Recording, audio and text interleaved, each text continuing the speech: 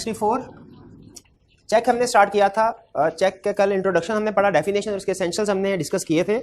आज हम स्टडी करने जा रहे हैं क्रॉसिंग ऑफ चेक। अच्छा, असाइनमेंट में आपका सिर्फ एक क्वेश्चन था, वो भी छोटा सा था, तो असाइनमेंट जो है वो मैं डिस्कस नहीं कर रहा आज, और मे भी इसी तरह कल भी हम असाइनमेंट डिस्कस ना करें।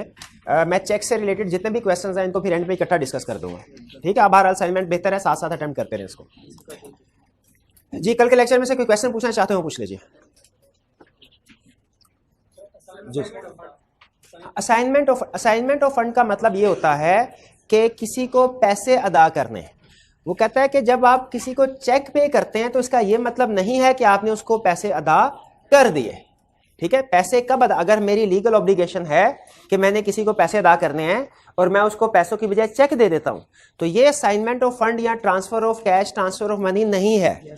मेरा चेक देना, जब तक कि दूसरी पार्टी इस चेक को कैश ना करवा ले, ठीक है, यही वो कह रहा है। अगर आप इसकी वर्डिंग पढ़ें, कह रहा है a cheque in itself is not assignment of fund, यानी अगर सिर्फ चेक आप किसी को देते हैं तो अभी आपकी लायबिलिटी पूरी नहीं हुई, ठीक है। Cheque itself is not assignment of fund mean payment of money. Cheque itself payment of money नहीं है अनलेस इट इज प्रेजेंटेड, जब तक ये बैंक को प्रेजेंट ना किया जाए, and paid or credited by bank, और बैंक की तरफ से इसकी पेमेंट ना हो जाए या दूसरी पार्टी के अकाउंट में ना पैसे चले जाए, तब तक ये चेक के असाइनमेंट ऑफ फंड नहीं है। अगर आप आईकैप में एडमिशन फॉर्म सबमिट करवाते हैं और उसके साथ चेक अटैच कर देते हैं तो क्या आपने फीस अदा कर दी? कह रहा नहीं, अभी तक फीस अदा, जब तक के आईकैप आपके इस चेक को प्रेजेंट करके बैंक से पेमेंट ना ले ले, आपकी फीस अदा नहीं हुई। वो जो आपको सम टाइम एक्सेप्ट कर लेते हैं वो प्रोविजनल फॉर्म एक्सेप्ट किया जाता है, और वो होता है कि subject to realisation of payment of cheque. अगर चेक से पेमेंट हो गई उस वक्त समझा जाएगा असाइनमेंट ऑफ फंड या ट्रांसफर ऑफ फंड या पेमेंट ऑफ मनी हुई। क्लियर हुआ ये कंसेप्ट? सिर्फ चेक जो है वो पेमेंट ऑफ मनी नहीं है जब तक के बैंक से पैसे ना निकल जाए। क्लियर? और कोई क्वेश्चन? जी जी, चेक नहीं, ये नहीं था। मैंने बोला कि cheque cannot be paid on time. मैंने शायद ये बोला होगा कि cheque cannot be time instrument. मेरा ख्याल है मैंने ये बोला होगा। चेक डिमांड इंस्ट्रूमेंट होता है, टाइम इंस्ट्रूमेंट नहीं होता। यानी इसका मतलब क्या, टाइम इंस्ट्रूमेंट में क्या होता है कि आप जिस पार्टी के पास जाके उसे प्रेजेंट करते हैं उसके बाद कुछ टाइम होता है उसको, यानी जिस वक्त वो इंस्ट्रूमेंट बनाया जाता है ना, टाइम इंस्ट्रूमेंट फौरी तौर पे पेबल नहीं है, बल्कि उसके कुछ अरसे के बाद पेबल होता है टाइम इंस्ट्रूमेंट। जबकि चेक के केस में क्या होता है, आपने जिस दिन उसको लिखा, ठीक है, वो इमीडिएटली पेबल है। बैंक आपको कभी ये नहीं कहता, कभी आज तक किसी ने ये नहीं देखा होगा कि बैंक ने कहा हो आपने उसको इंस्ट्रूमेंट दिया हो और बैंक ने कहा हो अच्छा 2 दिन बाद या 3 दिन बाद या 5 दिन बाद आ जाना। नहीं, जैसे ही आप डिमांड करते हैं इंस्ट्रूमेंट उस पार्टी के सामने रख के जिसने पेमेंट करनी है, वो फौरन पेमेंट करने के लिए लायबल हो, उसे कहते हैं डिमांड इंस्ट्रूमेंट, ठीक है। तो चेक चूंकि हमेशा जैसे ही बैंक को प्रेजेंट करते हैं उसने इमीडिएटली पेमेंट करनी होती है, इसीलिए ये डिमांड इंस्ट्रूमेंट है, ये कभी टाइम इंस्ट्रूमेंट नहीं। अगर ये चेक टाइम इंस्ट्रूमेंट होता तो आप बैंक को जब प्रेजेंट करते हैं बैंक आपको कहता 3 दिन बाद आके पेमेंट ले लो, अगर ये टाइम इंस्ट्रूमेंट, या 3 महीने बाद पेमेंट ले लो अगर ये टाइम इंस्ट्रूमेंट होता। लेकिन चेक टाइम इंस्ट्रूमेंट नहीं है, वो डिमांड इंस्ट्रूमेंट। और कोई क्वेश्चन? कोई क्वेश्चन नहीं? आज के कंसेप्ट की तरफ चले। आज हम स्टडी करने जा रहे हैं concept crossing of cheque. Crossing of cheque, दो कंसेप्ट्स हैं, एक टाइप्स ऑफ क्रॉसिंग क्या है और दूसरा क्रॉसिंग कौन कर सकता है। टाइप ऑफ क्रॉसिंग क्या है, क्रॉसिंग कितनी टाइप्स की होती है, और क्रॉसिंग कौन कर सकता है। आपके जहन में क्रॉसिंग कौन कर सकता है, इसका बेसिक आंसर आता होगा कि जी अकाउंट होल्डर कर सकता है जो चेक लिखता है, ठीक है। लेकिन ये हम स्टडी करेंगे कि क्या इसके अलावा भी कोई लोग क्रॉसिंग कर सकते हैं, अगर कर सकते हैं तो वो कौन लोग हैं और किस तरह की क्रॉसिंग करते हैं। तो आज हमने चेक से रिलेटेड दो कंसेप्ट स्टडी करने हैं। वो कौन से है, टाइप्स ऑफ क्रॉसिंग और दूसरा चेक। जो ना चेक, इसकी 2 टाइप्स होती हैं बेसिक बड़ी टाइप्स, एक ओपन चेक, एक क्रॉस चेक। ओपन चेक और क्रॉस चेक। अगर फर्ज कीजिए ये हमारे पास चेक है, यहां पे डेट, नीचे पे, अमाउंट, ये बॉक्स, और यहां पे सिग्नेचर। अगर ये चेक एज इट इज आप फिल करके किसी पार्टी को देते हैं, इसे कहते हैं ओपन चेक। ओपन चेक की पेमेंट कैश काउंटर पे होती है। यानी बैंक में आप जाते हैं, चेक प्रेजेंट करते हैं उस बंदे को, और वो बंदा आपको काउंटर पे कैश पे कर देता है। आपका बैंक में अकाउंट होना लाजमी नहीं है। ओपन चेक अगर आपके पास है और आप बैंक को प्रेजेंट करते हैं, बैंक आपके अकाउंट में पैसे ट्रांसफर नहीं करेगा, बल्कि काउंटर पे ही पेमेंट कर देगा। उसी वक्त आपको फिजिकली कैश हैंड ओवर करेगा। यह है open cheque. To be paid on counter.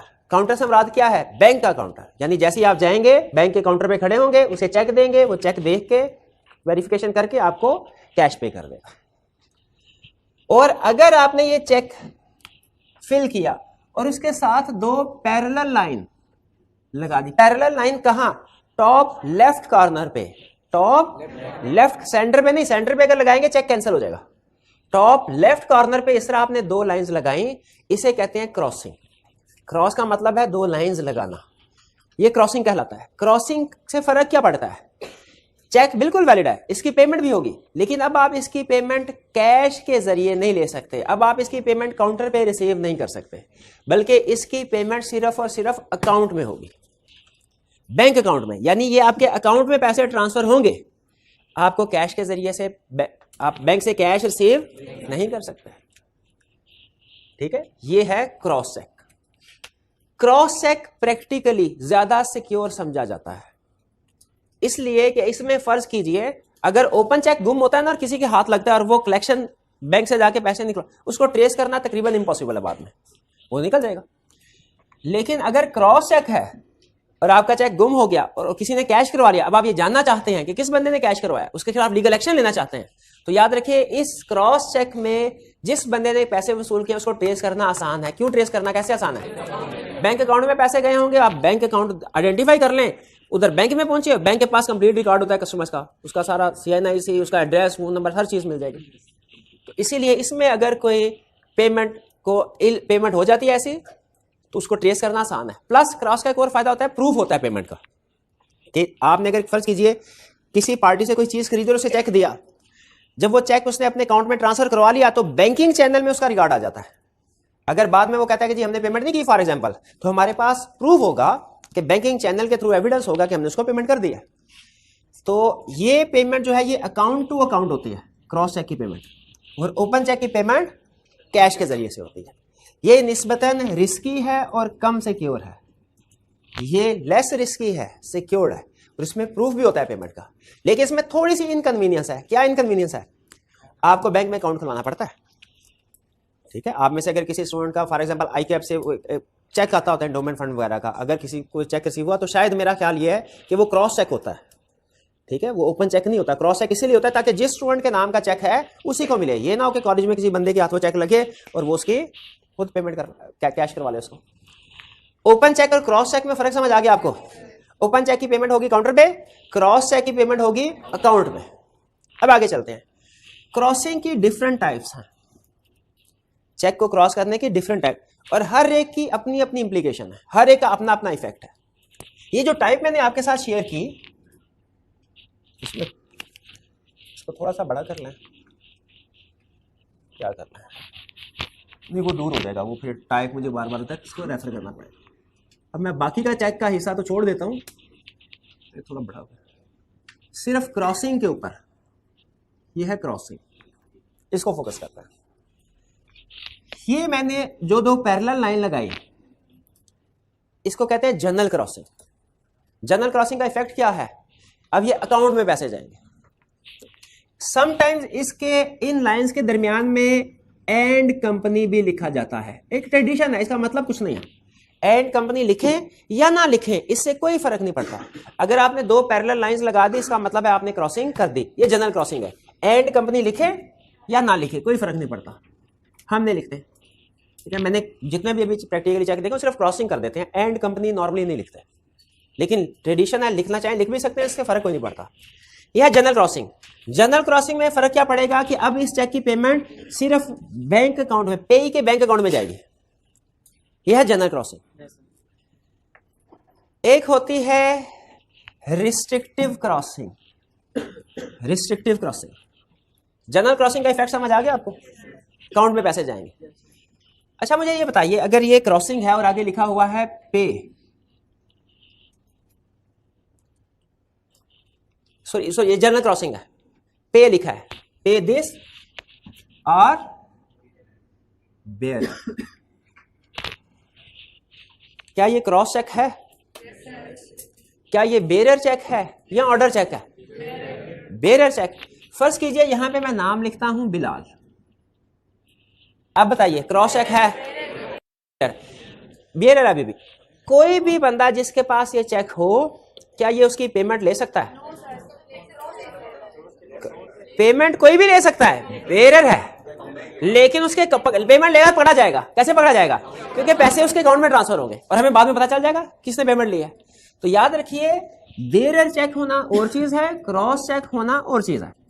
Bearer का मतलब कोई भी पैसे ले सकता है और क्रॉस का मतलब अकाउंट में पैसे जाएंगे। ठीक है, क्रॉस का मतलब अकाउंट में पैसे जाएंगे और बेरर का मतलब कोई भी पैसा। अच्छा अब मुझे बताइए, बेरर का लफ्ज लिखा हुआ था, मैंने उसको काट दिया, ऑर्डर इंस्ट्रूमेंट। अब इसका मतलब है इस चेक की पेमेंट कौन ले सकता है? बिलाल नाम का बंदा, तो कोई भी बिलाल, और इसकी पेमेंट अकाउंट में जाएगी। फैक्ट समझ आ रहा है आपको? क्या ये चेक फर्दर निगोशिएट हो सकता है? क्या बिलाल इस चेक को निगोशिएट कर सकता है? कर सकता है, बिल्कुल इंडोर्स कर सकता है। ये चेक फर्दर निगोशिएट, एग्री करते हैं इसे? क्या ये चेक अभी निगोशिएबल है? यस है। यह है जनरल क्रॉसिंग। अब दूसरी टाइप आपको बताने लगा हूं, रिस्ट्रिक्टिव क्रॉसिंग। रिस्ट्रिक्टिव क्रॉसिंग में क्या होता है, पे, ये पे लिखा बिलाल और इधर लिख दिया जाता है अकाउंट पे ओनली। इस अकाउंट पे ओनली का मतलब क्या बोला? अकाउंट पे से मुराद जो पे है उसके अकाउंट में जाएं पैसे। अकाउंट पे से मुराद क्या है कि इस चेक की पेमेंट किसको हो? सिर्फ पे को, इसके अलावा और किसी बंदे को पेमेंट ना हो। ये निगोशिएबल इंस्ट्रूमेंट ही नहीं रहा। शाबाश। जब आप क्रॉसिंग में ये लिख दे कि ये अकाउंट पे ही ओनली है, या समटाइम सिर्फ अकाउंट पे ही का लफ्ज भी लिख दिया जाता है।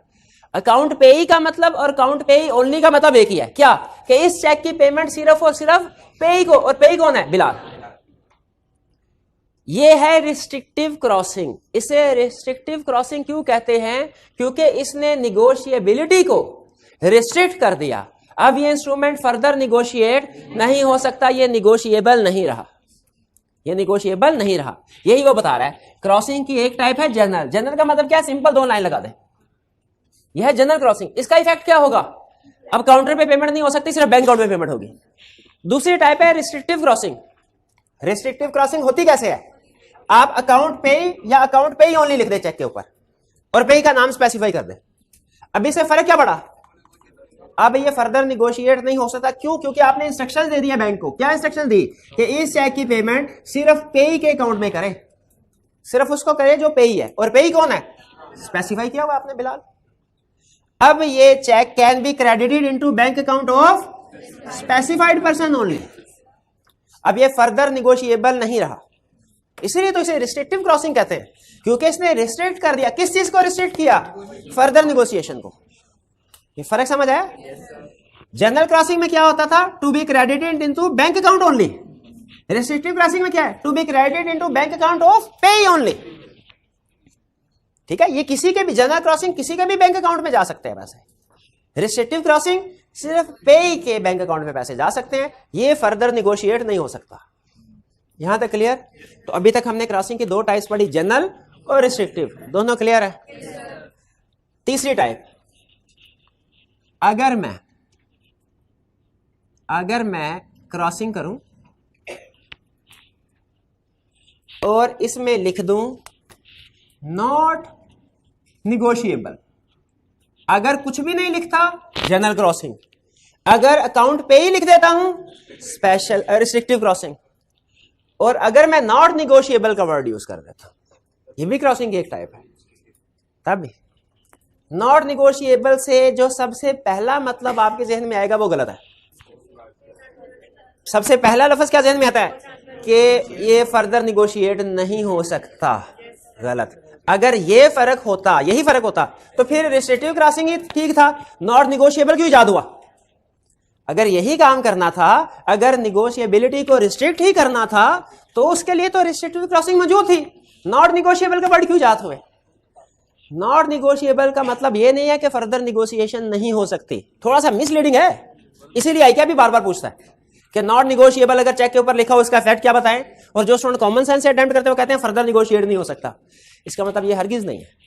इसका अगर आपने कंप्लीट मीनिंग समझना है ना, कंप्लीट मीनिंग, तो वो ये है, अगर नॉट निगोशिएबल लिखा हो, पहले समझा रहा हूं, एग्जाम में नहीं लिखना, ये समझने के लिए बता रहा हूं। नॉट निगोशिएबल लिखा हुआ, इसका मतलब है not negotiable by thief, not negotiable by thief. नहीं समझ आया ना?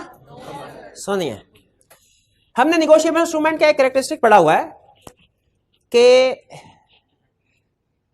होल्डर अगर किसी का डिफेक्टिव टाइटल भी है, लेकिन कोई person in good faith for consideration इसको रिसीव करता है, तो वो होल्डर इन ड्यू कोर्स बन जाता है। रूल क्या पढ़ा हमने कि जब कोई भी पर्सन इंस्ट्रूमेंट को रिसीव करता है इन गुड फेथ फॉर कंसिडरेशन, वो होल्डर इन ड्यू कोर्स बन जाता है, चाहे इंस्ट्रूमेंट देने वाले का टाइटल डिफेक्टिव क्यों ना हो। इन भाईजान ने इनको चेक दिया, इन्होंने चोरी कर लिया, ये होल्डर है कि होल्डर इन ड्यू कोर्स? अब एग्जांपल जरा गौर से सुनिएगा। इन भाईजान ने चेक इनको दिया पेमेंट करने के लिए, इनका गुम हो गया या चोरी हो गया, इन भाईजान ने उठा लिया, ये होल्डर के holder in due course? Holder, ये होल्डर है, होल्डर इन ड्यू कोर्स नहीं है। पैसे ले सकते हैं लेकिन ट्रू ओनर नहीं है, बाद में अगर पैसे लेते हैं तो इन्हें वापस करने पड़ेंगे। लेकिन अगर ये मेरे पास आए और मेरी दुकान से कुछ चीजें खरीदी और ये चेक मुझे दिया, मैंने इन गुड फेथ फॉर कंसिडरेशन ये चेक रिसीव कर लिया, मैं कौन हूं? मैं होल्डर इन ड्यू कोर्स हूं, होल्डर नहीं, क्योंकि मैंने for consideration in good faith. अब अगर मैं इस चेक की कलेक्शन करवा लेता हूं, इस चेक की कलेक्शन करवा लेता हूं, तो ट्रू ओनर मेरे खिलाफ केस फाइल नहीं कर सकता, मैं इसको पैसे देने के लिए लायबल हूं। मैं कहूंगा मैं तो होल्डर इन ड्यू कोर्स था, आपने एक्शन लेना है ना, तो जिस बंदे से मैंने चेक लिया था उसको पकड़े जाएंगे। मेरे खिलाफ कोई एक्शन नहीं लिया जा सकता कि मैंने चोरी का चेक क्यों कैश करवाया, क्यों नहीं लिया जा सकता, मैं होल्डर इन ड्यू कोर्स। ये है जनरल कंसेप्ट जो हमने अभी तक पढ़ा है। अब सुनिए, ये कैरेक्टरिस्टिक, ये फीचर उस वक्त अप्लाई नहीं होगा जब चेक के ऊपर नॉट निगोशिएबल लिखा होगा। नॉट निगोशिएबल का मतलब यह है कि अब जिसका टाइटल डिफेक्टिव है ना, वो आगे भी डिफेक्टिव टाइटल ही ट्रांसफर करेगा, चाहे इन दूसरा बंदा इन गुड फेथ फॉर कंसिडरेशन क्यों ना रिसीव कर रहा हो। ये निगोशिएबल इंस्ट्रूमेंट होगा, लेकिन इसका ट्रांसफर डिफेक्टिव टाइटल के साथ होगा। फिर से सुन लीजिए, इन्होंने इन भाईजान को चेक इशू किया, उसके ऊपर लिखा नॉट निगोशिएबल, ये इन्होंने अच्छा काम किया। क्या किया? अच्छा काम किया। अब ये चेक अगर गुम हो गया, चोरी हो गया, इनके पास पहुंचा, ये मेरे पास आए, ये होल्डर है कि holder in due course? Holder. ये मेरे पास आए और चेक दिया, मैंने for consideration in good faith चीजें बेच दी और चेक ले लिया। अब मैं कौन हूं? मैं होल्डर हूं, होल्डर इन ड्यू कोर्स नहीं हूं। हालांकि मैंने इन गुड फेथ फॉर कंसिडरेशन चीजें दी है, लेकिन चूंकि चेक के ऊपर नॉट निगोशिएबल लिखा हुआ है, तो इसका मतलब यही था कि थीफ इसको निगोशिएट नहीं कर सकता। अगर चोरी का है ये निगोशिएट नहीं। इसका मतलब क्या हुआ? आपके पास अगर कोई पार्टी चेक लेके आए ना किसी का, उसके ऊपर अगर नॉट निगोशिएबल नहीं लिखा हुआ, आपको कोई तफ्तीश करने की जरूरत नहीं है। आप इन गुड फेथ फॉर कंसिडरेशन चीजें बेचे, चेक की पेमेंट आपको मिल जाएगी। लेकिन अगर नॉट निगोशिएबल लिखा हुआ है, तो चूंकि नॉट निगोशिएबल के केस में जो डिफेक्टिव टाइटल वाला है वो किसी भी केस में गुड टाइटल ट्रांसफर नहीं कर सकता।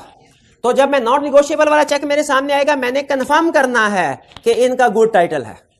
ये कंफर्म करना मेरी जिम्मेदारी होगी, क्योंकि अगर इनका टाइटल डिफेक्टिव हुआ तो मेरे पास भी टाइटल, चाहे मैं इन गुड फेथ फॉर कंसिडरेशन क्यों ना काम करूं। यानी नॉट निगोशिएबल जिस चेक के ऊपर लिखा हुआ है वो निगोशिएट हो तो सकता है, लेकिन सिर्फ वही बंदा कर सकता है जिसका गुड टाइटल हो। जिसका डिफेक्टिव टाइटल है, अगर वो नॉट निगोशिएबल वाला चेक निगोशिएट करता है तो वो भी निगोशिएट हो जाएगा, लेकिन आगे टाइटल कौन सा जाएगा? डिफेक्टिव टाइटल ही जाएगा। तो इसका मतलब ये नहीं है, नॉट निगोशिएबल का मतलब ये नहीं है कि कोई भी निगोशिएट नहीं कर सकता। नॉट निगोशिएबल का मतलब क्या है कि जिसका डिफेक्टिव टाइटल है वो आगे निगोशिएट नहीं कर सकता, और अगर करेगा तो आगे भी डिफेक्टिव टाइटल ही जाएगा, चाहे दूसरी पार्टी ने in good faith for consideration क्यों ना किया होगा। नॉट निगोशिएबल वर्ड समझ आया? अब मुझे बताइए, नॉट निगोशिएबल में और रिस्ट्रिक्टिव क्रॉसिंग में फर्क है कि नहीं? रिस्ट्रिक्टिव क्रॉसिंग का मतलब क्या है कि बस सिर्फ इसी बंदे को पेमेंट होगी और किसी को नहीं होगी। ये है नॉट निगोशिएबल, मतलब जिसे हम कहते हैं नॉट निगोशिएबल नहीं हो सकता। लेकिन अगर किसी चेक के ऊपर लिखा गया है वर्ड नॉट निगोशिएबल, तो इसका वो मतलब नहीं है जो बज़ाहिर समझ में आता है अल्फाज पढ़ के यही समझ में आता है ये भी रिस्ट्रिक्टिव क्रॉसिंग है। लेकिन अगर ये भी रिस्ट्रिक्टिव क्रॉसिंग होती है तो ये इजाद ही होता दुनिया में, फिर तो ये काफी था ऑलरेडी रिस्ट्रिक्टिव क्रॉसिंग। इसका नॉट निगोशिएबल का मतलब क्या है? ये स्टिल ट्रांसफरेबल है, ये स्टिल निगोशिएट हो सकता है। अगर किसी चेक के ऊपर नॉट निगोशिएबल लिखा है, स्टिल ट्रांसफरेबल है, स्टिल निगोशिएट हो सकता है। लेकिन ये एक अहम फीचर अब खत्म हो जाता है। क्या अहम फीचर? अहम फीचर क्या था जो अब अप्लाई नहीं होगा? कि डिफेक्टिव टाइटल वाला गुड टाइटल को भी ट्रांसफर कर सकता है अगर फॉर कंसीडरेशन गुड फेथ हो। ये हमारा पहला फीचर था। लेकिन नॉट निगोशिएबल लिखा है तो फिर ये फीचर नहीं रहेगा। इसका मतलब है डिफेक्टिव टाइटल वाला हमेशा आगे डिफेक्टिव टाइटल ही ट्रांसफर कर, चाहे दूसरे बंदे ने in good faith for consideration क्यों ना इंस्ट्रूमेंट लिया हो। ये बात समझ आई? Holder of defective title can not transfer good title in any case. Normal case में defective title good title transfer कर सकता है अगले बंदे को, शाबाश, for consideration in good faith. लेकिन अगर नॉट निगोशिएबल लिखा है तो फिर होल्डर ऑफ डिफेक्टिव टाइटल कभी भी नहीं कर सकता आगे गुड टाइटल ट्रांसफर। ये फर्क समझ आया? तो नॉट निगोशिएबल में और रिस्ट्रिक्टिव क्रॉसिंग में फर्क है, ये फर्क ध्यान में रखना है। एग्जाम में वो ये पूछेगा। ये चूंकि कंफ्यूजिंग होता है नॉट निगोशिएबल, स्टूडेंट अल्फाज से अंदाजा लगाने की कोशिश करते हैं इसका मतलब क्या होगा, और वो गलत अंदाजा, इसीलिए आईकैप इसको ज्यादातर पूछता है। तो इस कंसेप्ट को, नॉट निगोशिएबल वाले कंसेप्ट को आप ध्यान में रखेंगे। चलिए, कोई क्वेश्चन है तो पूछ लीजिए यहाँ जी। हाँ, नॉट निगोशिएबल में ट्रू ऑनर किससे? फर्ज कीजिए इन्होंने चेक इनको दिया नॉट निगोशिएबल, इन भाईजान ने चोरी कर लिया, ये होल्डर है, चोर है और होल्डर भी हैं। इन्होंने चेक मुझे दिया, मैंने इन गुड फेथ फॉर कंसीडरेशन वो चेक लिया, लेकिन चूंकि उसके ऊपर नॉट निगोशिएबल लिखा था तो मैं कौन हूं? होल्डर। अब अगर मैं चेक कैश करवा लेता हूं तो ये भाईजान किसके खिलाफ केस करेंगे? मेरे खिलाफ केस करेंगे, मेरे से पैसे लेंगे। क्या मैं इनको ये कह सकता हूं मैंने तो गुड फेथ लिया था? वो कहेगा उसके ऊपर मैंने नॉट निगोशिएबल इसलिए लिखा था। मैंने आपको बताया था नॉट निगोशिएबल इन्होंने लिखा तो अच्छा काम किया, क्योंकि अब इनको पता है कि चोरी का होगा ना, तो फिर भी जिस बंदे ने अल्टीमेटली कैश कलेक्ट करवाया होगा मैं उसे पैसे निकलवा लूंगा। तो अब ये पैसे किससे रिकवर? मेरे से। अब मेरा जो नुकसान हुआ है मैं इनसे रिकवर करवाऊंगा, लेकिन अब ये मेरी सरदर्द होगी, इनकी सरदर्द नहीं होगी। ये कोर्ट में जाएंगे, एप्लीकेशन डालेंगे, कोर्ट बैंक को कहेगा ट्रांसफर करो इसके अकाउंट से वापस इसके अकाउंट में। इनका तो मिनटों में क्लियरेंस हो जाएगी अगर कोर्ट ऑर्डर दे दे। मुझे भागदौड़ करनी पड़ेगी, इनको ढूंढना पड़ेगा, पकड़ना पड़ेगा। ठीक है, तो इसीलिए नॉट निगोशिएबल लिखने से चेक मजीद सिक्योर हो जाता है। एक तो क्रॉसिंग से सिक्योर हो जाता है ना, ठीक है, कि अकाउंट में पेमेंट जाएगी, और नॉट निगोशिएबल से मजीद सिक्योर हो जाता है जी। अगर रिस्ट्रिक्टिव चेक चोरी हो जाए तो इसको बिलाल ये निस्बतन कम सिक्योर है नॉट निगोशिएबल की निस्बत। क्यों भला? रिस्ट्रिक्टिव क्रॉसिंग, इन्होंने क्वेश्चन का अगर रिस्ट्रिक्टिव क्रॉसिंग वाला चेक चोरी हो जाए, यहां पे लिखा हुआ है अकाउंट पे ही ओनली, तो इसका मतलब है इसको सिर्फ बिलाल ही रिसीव कर सकता, बिलाल के अलावा और कोई बंदा नहीं कर सकता। ठीक है, लेकिन बिलाल नाम के तो कई लोग हो सकते हैं, तो कोई भी बिलाल रिसीव कर सकता है। अगर कोई दूसरा Bilal number 2, 2 number Bilal, 1 number Bilal से चोरी कर लेता है और फिर वो आगे किसी को, फर्ज कीजिए वो इसको कैश करवा लेता है, बैंक इसको पेमेंट कर देगा इसके। इसीलिए अब प्रैक्टिकली, बुक में नहीं है लिखा हुआ, लेकिन प्रैक्टिकली कंसेप्ट आपको बता रहा हूं। अगर आपने रिस्ट्रिक्टिव क्रॉसिंग करनी हो ना, तो नाम के साथ ब्रैकेट में आईडी कार्ड नंबर लिखते हैं, आईडी कार्ड नंबर लिखते हैं। एक दफा एक प्रैक्टिकल बात आपके साथ शेयर करता हूं। एक बैंक में अगर आपके, ये बिलाल है ना, बिलाल, एक बिलाल अहमद है, एक बिलाल कुरैशी है। अगर बिलाल अहमद के नाम का चेक या बिलाल कुरैशी ले गया, बैंक पेमेंट नहीं करता होता। एक दफा एक पार्टी ने पेमेंट की, उसमें मेरा जो नाम था वो थोड़ा सा चेंज कर दिया, तो बैंक नॉर्मली चूंकि सेंसिटिव ट्रांजैक्शन होती है पेमेंट नहीं करता था, लेकिन उस पार्टी ने एक गलत काम ये किया कि मेरा नाम थोड़ा बहुत चेंज कर दिया। लेकिन सही काम क्या किया, उसके आगे ब्रैकेट में आईडी कार्ड नंबर ठीक लिख दिया। तो बैंक ने मुझे वार्न किया कि आइंदा से पार्टी से जब चेक लेना तो अपना नाम देख लिया करें कि सही पूरा नाम है कि नहीं। ठीक है, और आईडी कार्ड नंबर भी आपको पेमेंट कर रहे हैं हम, लेकिन सिर्फ इस वजह से बेनिफिट देके कि आईडी कार्ड नंबर लिखा हुआ है और हमने चेक कर लिया कि वाकई आप ही का है, आप इसलिए पेमेंट कर रहे हैं। तो याद रखें, अगर कभी रिस्ट्रिक्टिव क्रॉसिंग करनी हो ना, तो अकाउंट पे ही ओनली लिखें नाम लिखें, लेकिन अभी भी याद रखें ये पूरा सिक्योर नहीं हुआ, क्योंकि एक नाम के एक से ज्यादा लोग होते हैं। बेहतर होता है साथ ब्रैकेट में आईडी कार्ड लिख लें, NIC लिख के आगे उसका नंबर लिख लें। तो वो अब इसका मतलब है पूरे पाकिस्तान में सिर्फ यही एक बंदा है जिसको पेमेंट हो सकती है, वरना आपको पता है बुखारी 2 भी हो सकते हैं, ठीक है। लेकिन बुखारी के साथ अगर NIC नंबर लिख देंगे तो वो एक ही होगा, वो रिस्ट्रिक्टिव क्लास है, वो बेहतर है जी।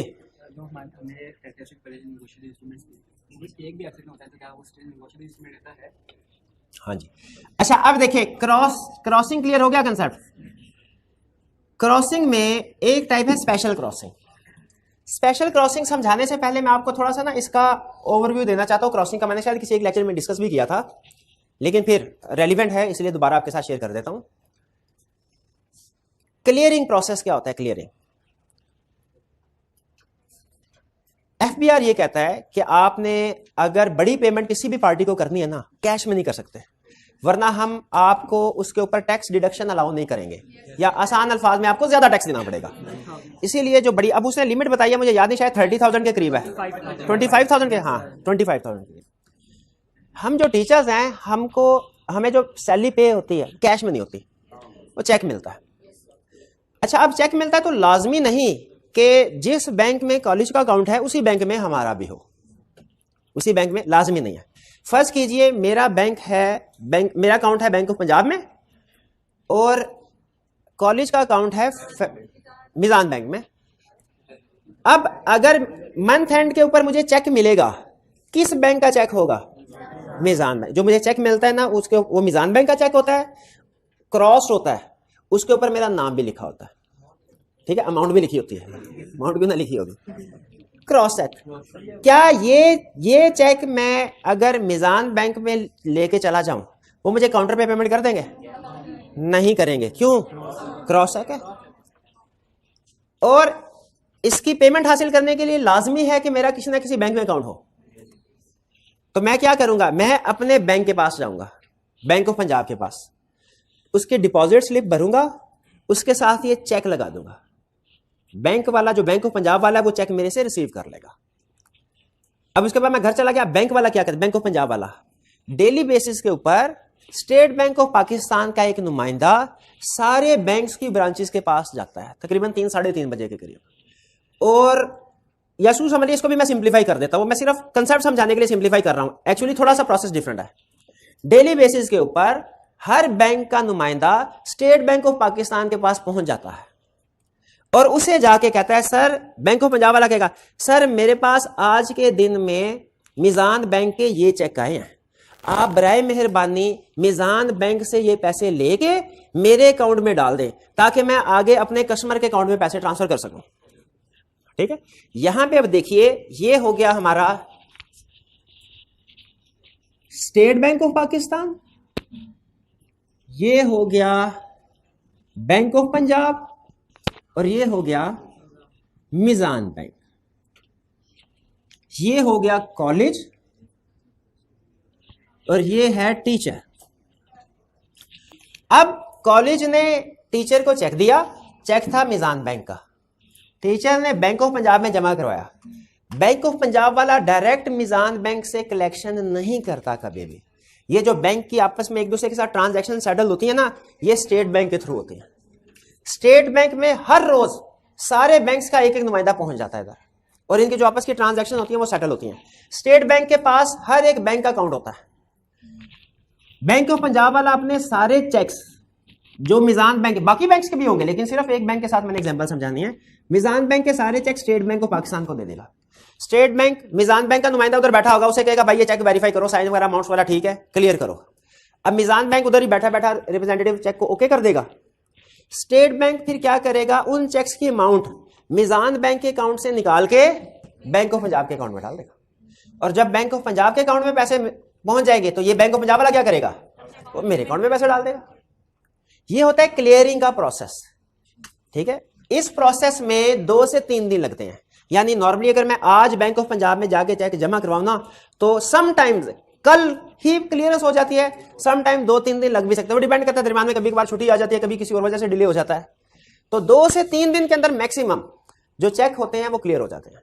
ये कहलाते हैं क्लियरिंग का प्रोसेस। इसमें एक चीज ध्यान में रखिएगा, इस बैंक को कहते हैं कलेक्टिंग बैंक या कलेक्टिंग बैंकर। कलेक्टिंग बैंक, ये टर्म आगे चल के मैंने यूज करनी है। और ये जो मीजान बैंक है इसे कहते हैं पेइंग बैंक या paying banker. Bank of Punjab को कलेक्टिंग बैंकर क्यों कहते हैं? क्योंकि ये पैसे कलेक्ट कर रहा है, इसके पास पैसे आ रहे हैं। और मीजान बैंक को पेइंग बैंक क्यों कहते हैं? क्योंकि ये पैसे पे कर रहा है। तो कलेक्टिंग बैंक और पेइंग बैंक में फर्क जहन में रखिएगा, क्योंकि सम टाइम ना, अभी तो कहानी, आज के लेक्चर में कहानी सारी अच्छी चलेगी, कल के लेक्चर में गड़बड़ होगी कि अगर चेक चोरी का हो, उसमें सिग्नेचर गलत हो, उसके वो चेक जो है उसमें कोई ना कोई डिफेक्ट है, फिर भी उसकी पेमेंट हो जाती है। तो बताइए कलेक्टिंग बैंकर लायबल है, पेइंग बैंकर लायबल है, या दोनों प्रोटेक्टेड हैं, कोई भी लायबल नहीं? कल के लेक्चर में हम ट्विस्ट पढ़ेंगे। आज तो आपको सिंपल कंसेप्ट समझा रहा हूं ना, सिंपल के क्लियरिंग का प्रोसेस क्या है। और इसमें खास तौर पर मैंने कहा दो टर्म्स आपने ध्यान में रखनी है, कलेक्टिंग बैंकर और पेइंग बैंकर। ठीक है? किसी केस में, कल कहानी में ट्विस्ट आएंगे, किसी केस में कलेक्टिंग बैंकर लायबल होगा, किसी में पेइंग बैंकर लायबल होगा, किसी में हो सकता है दोनों प्रोटेक्टेड हो, कोई भी लायबल ना हो। जैसे थोड़ा सा सोचें, अगर सिग्नेचर गलत है, अगर चेक चोरी का है, नॉर्मल आपको पता है, एक दफा बताया था आपको कानूनी शहादत, कि जिसके पास चोरी का सामान बरामद हुआ, कानून पहली नजर में उसको चोर समझेगा, जिसे चोरी का सामान। तो अगर मेरे पास चोरी का चेक आया और मैंने बैंक ऑफ पंजाब को दिया, बैंक ऑफ पंजाब ने मीजान बैंक से पेमेंट ले ली, ठीक है, तो क्या बैंक मुझे ही सिर्फ सजा चोरी की कि बैंक ऑफ पंजाब को भी? क्योंकि चोरी की अमाउंट कलेक्ट करने में बैंक ऑफ पंजाब ने भी तो मेरी हेल्प की। ये एक क्वेश्चन आपके जहन में बिठा रहा हूं, इसका आंसर अभी नहीं बताऊंगा। क्वेश्चन ये है कि क्या इस केस में कलेक्टिंग बैंकर लायबल है कि नहीं लायबल? ये कल के लेक्चर में पढ़ेंगे, अभी सिर्फ आपको सिस्टम बता रहा हूं। कल जब मैं कलेक्टिंग बैंकर बोलूं ना, तो आपके समझ में फौरन आ जाए बैंक ऑफ पंजाब, और जब पेइंग बैंकर बोलूं तो आपके समझ में फौरन आ जाए मीजान बैंक। ठीक है? ये स्ट्रक्चर डिटेल में समझाने का मकसद एक ये था, हालांकि पहले भी ब्रीफली मैंने शायद किसी लेक्चर में बताया, क्योंकि कल का लेक्चर जो है उसमें ये कंसेप्ट यूज होगा। अच्छा, आप सुनिए, बैंक ऑफ पंजाब जब चेक लेके जाता है ना स्टेट बैंक के पास, उधर सिर्फ बैंक ऑफ पंजाब या मीजान बैंक नहीं होता है, उधर पाकिस्तान के हर बैंक का रिप्रेजेंटेटिव मौजूद होगा। तो हो सकता है कोई अगर एक बड़ा चेक हो तो शरारतन कोई दूसरा बैंक इसका चेक चुपके से उठा के खुद कैश करवा ले।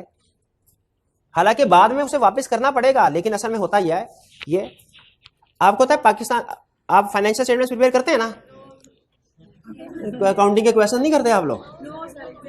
अकाउंटिंग एग्जाम्प्ट है और FR1 नहीं दे रहे? चले मैं आपको एग्जांपल बता देता हूं। हर कंपनी का एक फाइनेंशियल ईयर होता है जिसकी उसने फाइनेंशियल स्टेटमेंट बनानी होती है। बैंक्स का फाइनेंशियल ईयर एंड होता है 31 दिसंबर। 1 जनवरी को बैंकिंग ट्रांजैक्शंस नहीं होती, उन्होंने अपनी क्लोजिंग करनी होती। और 31 दिसंबर पे बैंक के पास जितने डिपॉजिट्स हैं ना, उन्होंने अपनी बैलेंस शीट में लिखने होते हैं, और ये बैंक का एक अहम की परफॉर्मेंस इंडिकेटर होता है। इसीलिए 31 दिसंबर और 30 जून हाफ ईयर एंड होता है, 31 दिसंबर फुल ईयर एंड होता है। इन दो डेट्स पे बैंक की कोशिश होती है कि इनके पास ज्यादा से ज्यादा डिपॉजिट्स हों, चाहे 1 जनवरी को बैंक खाली क्यों ना हो जाए। लेकिन 31 दिसंबर को चूंकि ये फाइनेंशियल स्टेटमेंट बन के सारी दुनिया के पास जानी है, तो उनकी कोशिश होती है कम से कम 31 दिसंबर को उनका बैलेंस ज्यादा से ज्यादा हो। इसलिए हो सकता है कोई बड़ा चेक हो, आज 30 दिसंबर है, ठीक है, मे भी आज या कल कोई जब बैंक सारे इकट्ठे हो, बड़ा चेक हो, तो एक बैंक आर्जी तौर पे अपने बैलेंस को ओवरस्टेट करने के लिए कोई क्लियरिंग का चेक हो और बैंक ऑफ पंजाब से गिर जाए, वो उठा के उसको कैश करवा ले और 2 दिन बाद कहे सॉरी सर जी गलती होगी, ये ले पैसे वापस ले लें। लेकिन नुकसान हो जाएगा क्या? 31 दिसंबर को दूसरे वाले बैंक को फायदा हो जाएगा, उसके डिपॉजिट ज्यादा शो हो रहे होंगे। इसलिए एक और क्रॉसिंग इजाद हुई, इसे कहते हैं स्पेशल क्रॉसिंग। स्पेशल क्रॉसिंग में क्या होता है कि लाइंस लगा दी जाती हैं, लाइंस लगाई भी जाती है, नहीं भी लगाई जाती, लेकिन इस पे बैंक का नाम लिख दिया जाता है।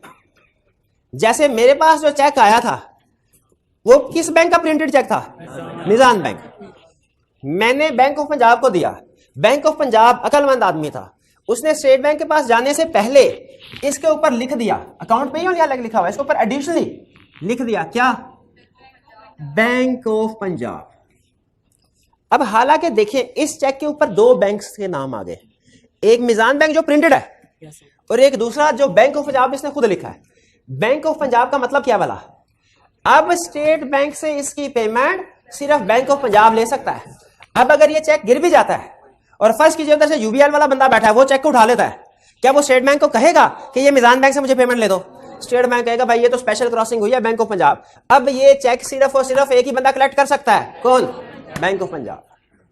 ये है स्पेशल क्रॉसिंग। स्पेशल क्रॉसिंग में हमेशा नाम किसी ना किसी बैंकर का आएगा, बैंकर का आएगा, और कलेक्टिंग बैंकर अपना नाम लिखता है। क्लियर हुई ये बात? हाँ, इसमें दो कंसेप्ट सिर्फ स्पेशल क्रॉसिंग में आपको बताने हैं। मेन कंसेप्ट समझ आ गया आपको? दो कंसेप्ट। पहली चीज, क्या स्पेशल क्रॉसिंग सिर्फ बैंक करेगा या कि होल्डर ऑफ इंस्ट्रूमेंट भी कर सकता है?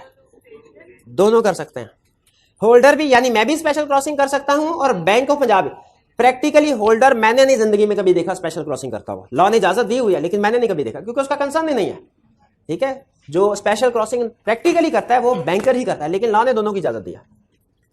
और दूसरी चीज, स्पेशल क्रॉसिंग होगी, बैंक ऑफ पंजाब ने लिख दिया ये, लेकिन उस दिन फर्ज कीजिए बैंक ऑफ पंजाब के जिस बंदे ने जाना था उसकी तबीयत खराब हो गई, बैंक ऑफ पंजाब वाले की तबीयत खराब हुई, साथ ही स्टैंडर्ड चार्टर्ड वाला बैठा हुआ था। बैंक ऑफ पंजाब कहने लगा यार ऐसा करो, मेरी तबीयत आज खराब है लेकिन आज ईयर एंड है तो कलेक्शन होना जरूरी है, तुम ऐसा करो कि ये चेक ले जाओ और उधर से मेरे अकाउंट में डलवा देना, स्टेट बैंक से कह के। स्टैंडर्ड चार्टर वाला कहेगा नहीं मैं तो नहीं जा सकता। क्यों बोला? कहेगा ये तो स्पेशल क्रॉसिंग हुई है, अगर मैं ले जाके स्टेट बैंक को दूंगा वो समझेगा मैंने चोरी किया है, उठाया है। तो स्पेशल क्रॉसिंग में तो पेमेंट सिर्फ बैंक ऑफ पंजाब को होगी, स्टैंडर्ड चार्टर वाले को तो नहीं हो सकती। लेकिन बैंक ऑफ पंजाब वाला जा भी नहीं सकता, आज उसकी तबीयत खराब है और है भी ईयर एंड, है भी ईयर एंड, आज की आज पेमेंट भी जरूरी है। बैंक ऑफ पंजाब क्या करेगा? लॉ ने एक रास्ता दिया है। लॉ ने कहा है अगर एक चेक स्पेशली क्रॉस है ना, वो अगेन स्पेशल क्रॉस हो सकता है। किसको? एजेंट को। कलेक्टिंग बैंक का एजेंट अगर चाहे तो स्पेशली क्रॉस चेक को अगेन स्पेशल क्रॉसिंग कर सकता है। किसको? अपने एजेंट को। किस लिए? फॉर कलेक्शन, ताकि वो उसके बिहाफ पे कलेक्शन करे। तो बैंक ऑफ पंजाब यहां पे दोबारा लिख देगा नीचे स्टैंडर्ड चार्टर्ड बैंक और अपना ठप्पा लगा देगा, ताकि पता चल जाए कि उसने ये आगे दे दिया। ये स्पेशल क्रॉसिंग अगेन जो होते हैं ना, ये एक तरह से with in the banking system endorsement है। ये है एक तरह से इंडोर्समेंट ही, लेकिन विद इन बैंकिंग सिस्टम है। कुछ समझ आई? ये है स्पेशल क्रॉसिंग। एक मिनट है, जरा कंप्लेक्स हो गया कंसेप्ट, मैं खुद शुरू वाली चीजें भूल गया, मुझे से निकल गया। क्विक रिवीजन करते हैं। ये मैं अब आपको कंसेप्ट नहीं पूछूंगा, चेक में चेंजेस करके आपसे पूछूंगा कि ये किस किस्म की चेंज है और इसका इफेक्ट क्या है। अब इधर आ जाते हैं।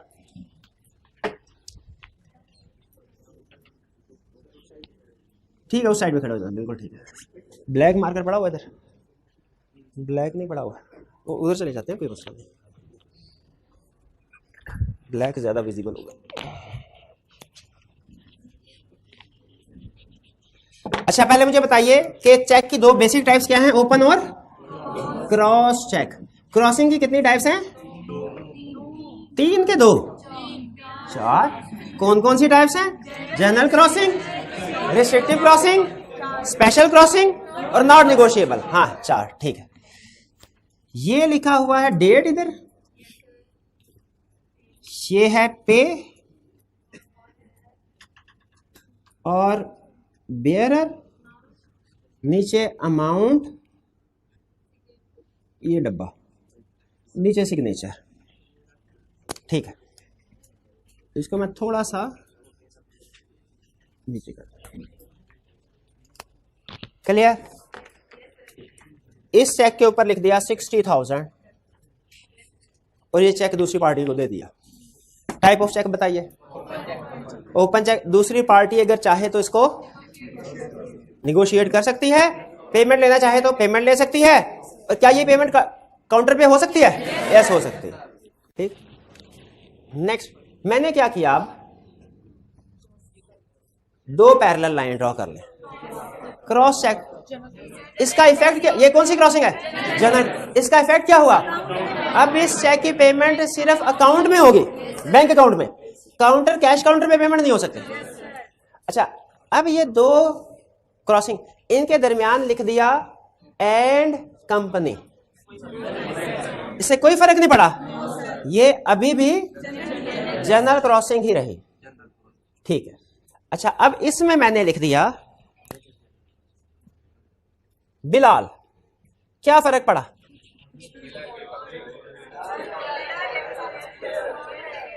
कोई भी फर्क नहीं पड़ा। पहले भी जनरल क्रॉसिंग थी, अब भी जनरल क्रॉसिंग है।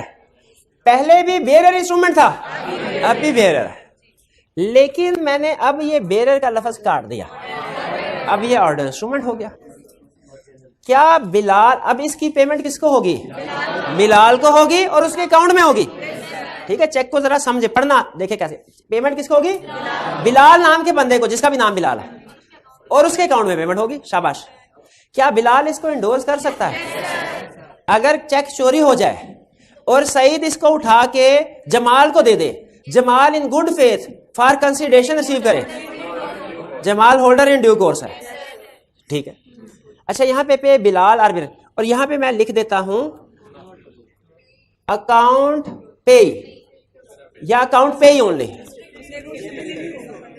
अब ये कौन सी क्रॉसिंग है? Restrictive crossing. इसका इफेक्ट क्या होता है? अब बिलाल इसको इंडोर्स नहीं कर सकता, ये निगोशिएबल इंस्ट्रूमेंट ही नहीं रहा, फर्दर निगोशिएट नहीं हो सकता। एग्रीड? नेक्स्ट कहानी को आगे बढ़ाते हैं। मैंने यहां पे लिख दिया नॉट निगोशिएबल। शाबाश, नॉट निगोशिएबल। मेरा पहला क्वेश्चन, क्या बिलाल इसको निगोशिएट कर सकता है?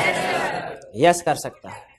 ठीक है, बिलाल, अगर ये चेक गुम हो जाए, सईद ने इस चेक को उठाया या चोरी किया और वो जमाल के पास ले गया, जमाल ने in good faith for consideration इस चेक को रिसीव, तो वो जमाल क्या बना? होल्डर इन ड्यू कोर्स नहीं बना। भाई क्यों? अभी थोड़ी देर पहले तो आपने कहा था होल्डर इन ड्यू कोर्स बना जमाल, तब नॉट निगोशिएबल ने लिखा था। इसका मतलब है नॉट निगोशिएबल लिखा हो तो बिलाल इसको स्टिल निगोशिएट कर सकता है। नॉट निगोशिएबल से ट्रांसफरेबिलिटी पे फर्क नहीं पड़ता।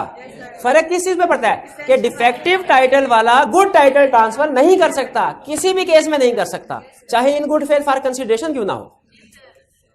बिलाल ने ये चेक ले जाके दे दिया अपने बैंक को, उसका बैंक था एबीएल और ये चेक है एमसीबी का। एबीएल ने इसके ऊपर लिख दिया ABL special crossing, special crossing.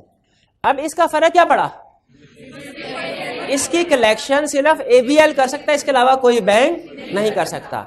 मेरे सिर्फ दो क्वेश्चन, अगर आपने आंसर दे दिया आज का लेक्चर तकरीबन खत्म। पहला क्वेश्चन, स्पेशल क्रॉसिंग क्या होल्डर ऑफ द इंस्ट्रूमेंट कर सकता है कि सिर्फ बैंक ही कर सकता है? होल्डर ऑफ द इंस्ट्रूमेंट भी कर सकता है, बैंक भी कर सकता है। दूसरा क्वेश्चन, क्या specially cross cheque again specially cross हो सकता है? किस पर्पस के लिए होगा? एजेंट को फॉर कलेक्शन। जिस दिन एबीएल की तबीयत खराब होगी इसके रिप्रेजेंटेटिव की, तो ये हो सकता है कि दूसरे बैंक को कहे, यूबीएल को कहे कि जाओ मेरे बिहाफ पे तुम कलेक्ट कर लो। क्लियर हो गया? तो अब देखिए जरा क्विक रिवीजन करते हैं। सबसे पहले चेक की कितने टाइप्स? ओपन, दो टाइप, ओपन और क्रॉस। ओपन चेक कौन सा है? जिसकी पेमेंट कोई भी हासिल कर सकता है। अनक्रॉस चेक, जिसकी क्रॉसिंग नहीं है, पेमेंट आप काउंटर पे हासिल कर सकते हैं, अकाउंट लिखना होना जरूरी नहीं है। क्रॉस चेक कौन सा है? जिस चेक के ऊपर टॉप लेफ्ट पे दो पैरेलल लाइंस लिखी होती हैं, उसमें सम टाइम एंड कंपनी लिखा होता है, सम टाइम एंड कंपनी नहीं लिखा होता, इसे क्या कहते हैं? General crossing. जनरल क्रॉसिंग का इफेक्ट क्या होता है? पैसे सिर्फ बैंक अकाउंट में जाएंगे। अगर आपका बैंक अकाउंट नहीं है तो आप सारी जिंदगी इसकी पेमेंट हासिल नहीं कर सकते। यह है जनरल क्रॉसिंग। और अगर मैं दो पैरेलल लाइंस ड्रॉ करने के बाद उसमें अकाउंट पे ही लिख दूं, रिस्ट्रिक्टिव क्रॉसिंग का इफेक्ट क्या होगा? फर्दर ट्रांसफर, फर्दर निगोशिएट नहीं हो सकता। और अगर मैं दो लाइंस के दरमियान में नॉट निगोशिएबल लिख दूं, तो ये ट्रांसफरेबल तो है लेकिन अहम फीचर अब नहीं एप्लीकेबल होगा। कौन सा? कि defective title can transfer good title. अब नहीं कर सकता, ये अहम फीचर है। अब ये फीचर एप्लीकेबल नहीं होता। अब रूल क्या होगा? Defective title can not transfer good title in any case, चाहे फॉर कंसिडरेशन क्यों ना हो, चाहे इन गुड फेथ क्यों ना हो। ठीक है, ये नॉट निगोशिएबल। स्पेशल क्रॉसिंग कौन सी है? जब बैंक का नाम भी लिख दिया जाए। स्पेशल क्रॉसिंग का इफेक्ट क्या होता है कि अब सिर्फ जिस बैंक का नाम लिखा हुआ है, स्पेसिफाइड बैंक, वो ही कलेक्ट कर सकता है पेमेंट इसकी स्टेट बैंक के थ्रू, कोई और बैंक नहीं कर सकता। ठीक है, और स्पेशल क्रॉसिंग क्या दूसरी दफा भी हो सकती है? बिल्कुल हो सकती है। अच्छा, अब नेक्स्ट कंसेप्ट जो है वो इसी पे बेस कर रहा है कि आप थ्योरी के क्वेश्चन में अक्सर पूछ लेता है, बताइए who may cross cheque and how. तो होल्डर भी, होल्डर से क्या मुराद है? जिस बंदे के पास चेक है, यानी मैं, मुझे सैलरी का चेक मिला, मैं होल्डर हूं। होल्डर भी क्रॉस कर सकता है, बैंक भी क्रॉस कर सकता है। कौन सा बैंक? जो मेरा बैंक ऑफ पंजाब है। मैं भी चेक क्रॉस कर सकता हूं, बैंक भी कर सकता है। अब देखिए इसमें कैसे हो सकता है, सुन लें। अब हम तरतीब से पढ़ेंगे। वैसे तो इसमें बुक में उसने रिस्ट्रिक्टिव क्रॉसिंग का कंसेप्ट नहीं लिखा, लेकिन प्रैक्टिकली हम रिस्ट्रिक्टिव क्रॉसिंग भी कर सकते हैं, इसलिए समझाने के लिए मैंने रिस्ट्रिक्टिव क्रॉसिंग इंक्लूड। जब आप लर्निंग ऑब्जेक्टिव पढ़ेंगे ना, उसमें ये रिस्ट्रिक्टिव क्रॉसिंग मेरा वर्ड यूज नहीं होगा। हालांकि होल्डर अगर चाहे तो रिस्ट्रिक्टिव क्रॉसिंग भी कर सकता है, लेकिन उसको सिर्फ समझाने के लिए लिखा था। कंसेप्ट को मैं डिस्कस करते हुए हम ये नहीं लिखेंगे। क्वेश्चन क्या पूछा है कि आपने, बताइए कौन क्रॉसिंग कर सकता है, ठीक है। Who may cross a cheque and in how many ways, who may cross cheque and how many ways. हमने दो हिस्सों में आंसर देना है। होल्डर भी क्रॉस कर सकता है, बैंक भी कर सकता है। अब होल्डर की कैसे क्रॉस कर सकता है, सुनिए। पहला पॉइंट होल्डर की बता रहा हूं crossing. If cheque is uncrossed, holder में क्रॉस इज जनरली। पहला कंसेप्ट क्या, पहली लाइन क्या हुई, if cheque is uncrossed, holder में क्रॉस इज जनरली। दूसरा, if cheque is generally crossed, holder may crossed it specially.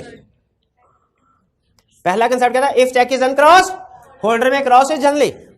दूसरा, if cheque is generally crossed, holder में क्रॉस इज स्पेशली। तीसरा concept, if cheque is generally crossed और special crossed, holder में add words not negotiable.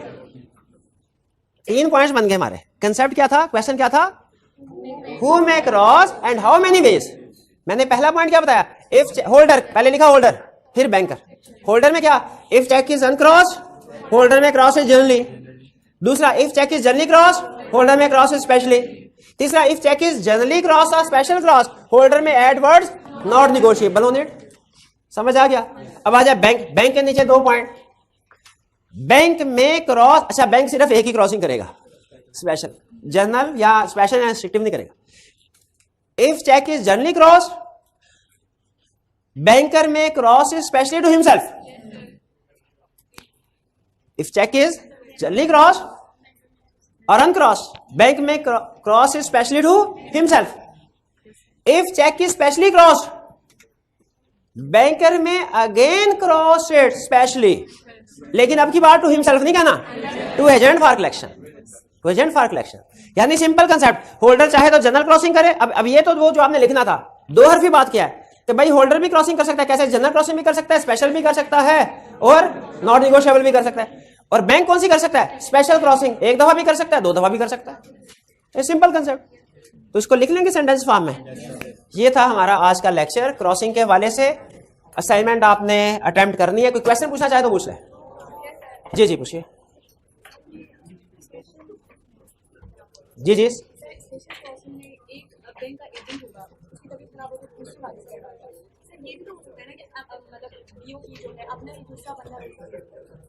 देखिए, ये सिर्फ आपको ये जो एजेंट फॉर कलेक्शन है ना, ये सिर्फ आपको लीगल प्रोविजन समझाने के लिए एग्जांपल दिए हैं। प्रैक्टिकली तो जाहिर है एक ही बेस खराब होगी, बैंक वाला किसी दूसरे एम्प्लॉय को, उसके पास एम्प्लॉयज की तादाद कम है भला, लेकिन कुछ केसेस में अगर चाहें तो किसी दूसरे एजेंट फॉर कलेक्शन को भी दे सकते हैं। हाँ जी, दे सकते हैं। जी, आज का लेक्चर यहाँ पे खत्म करते हैं। अल्लाह हाफिज।